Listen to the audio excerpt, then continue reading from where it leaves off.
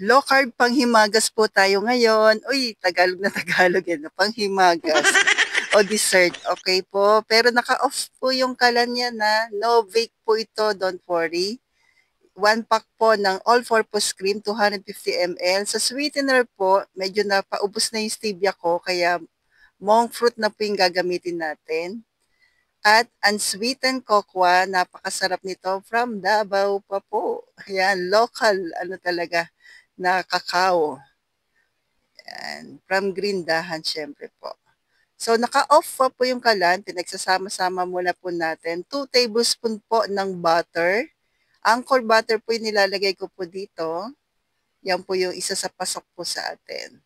Then, ito po, chocolate niblets with monk fruit po. No added sugar po ito, kaya pwedeng-pwede po sa mga diabetic. Pero syempre, paalala lagi po ng inyong lingkod ay hinay-hinay din naman. So, para di sa family po kahit hindi po naglo-low carb. So, ngayon po naka-on na yung kalan natin sa katamtamang lakas lamang na apoy.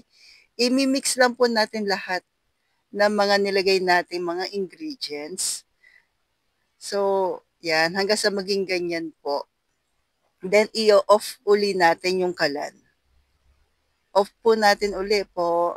Yan. Bago po mag-add ng cheese. Kaya po, tinawag ko po na cheesy. Chocolate at cheesy.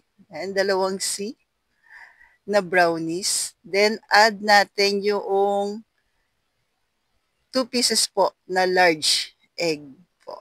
Room temp po room temp. Yan. Kasi pag mainit po na nilagay niyo yung egg, naku, scramble. Kaya off po. Tapos kakaon. Pero optional lang po yun Actually, nag-add din ako dito ng cream cheese. Hindi ko na po pinakita para pwede namang wala. Then, 1 cup po ng almond flour. Then, add po ng coconut flour, 1/2 cup. Pero dahan-dahan lang po ninyong ilalagay. Yung brownies po natin ngayon ay version 5 na po na no-bake brownies.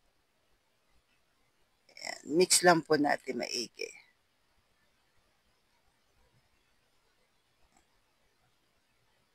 Then, halu-haluin lang po. Kunin lang natin mga nasa gilid. Sayang. Pero ang sarap ko low carbs. Yan po. Then, add po tayo ng coconut flour kapag kailangan. Pero yan pa rin po yung natira doon sa 1/2 cup.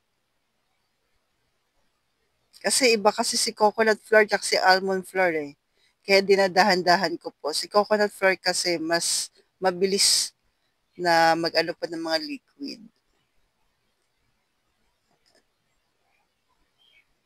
Yan, hanggang sa maging ganyan na po.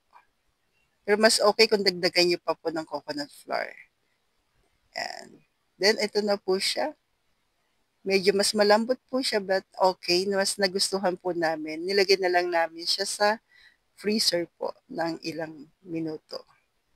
Yan. So, add na lang po kayo ng 4 toppings. Ang mahalaga po, no added sugar po and no bake na panghimagas po natin. So, stay healthy, stay low carb po, and God bless sa ating lahat.